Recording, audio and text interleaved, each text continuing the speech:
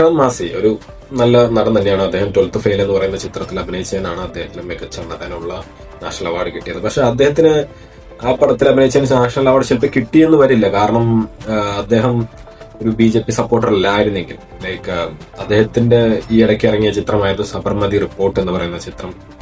അതൊരു പ്രൊപ്പഗണ്ട ചിത്രമാണ്, അത് എല്ലാവർക്കും അറിയാമെന്ന് വിചാരിക്കുന്നു.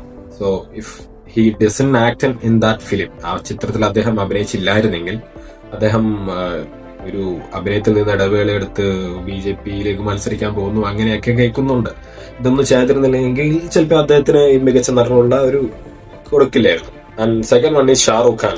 I do respect, I'm a huge fan of Shah Rukh Khan, and he deserved national award for films like Swadesh, Chak De India, My Name is Khan. പക്ഷെ ഈ ടൈമിലൊന്നും കൊടുക്കാതിരുന്ന national award അദ്ദേഹം ഇപ്പൊ ജവാൻ എന്ന് പറയുന്ന ചിത്രത്തിന് കിട്ടി. എന്തുകൊണ്ട് ജവാൻ?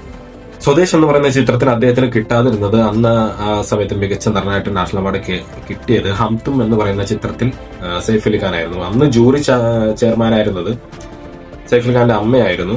So that's why she did a favour to Saif Ali Khan to get an award. So അന്ന് കിട്ടാതെ ഷാറുഖ് ഖാനും ഡയറക്ടറുള്ള ദേഷ്യം, അതായത് അശ്വത് ഗോവർക്കർ, പുള്ളിയാണ് ഇപ്പോഴത്തെ നാഷണൽ അവാർഡ് ജൂറി ചെയർമാൻ. അദ്ദേഹം തന്റെ ഫ്രണ്ട് എന്നുള്ള നിലയിൽ, ഒരു ഫേവർ എന്നുള്ള നിലയിൽ ഷാറുഖ് ഖാൻ കൊടുത്തതാണ്. അശ്വത് ഗോവർക്കറിന്റെ ഒരു ഫേവറിലാണ് ഷാറുഖ് ഖാൻ കൊടുത്തത്.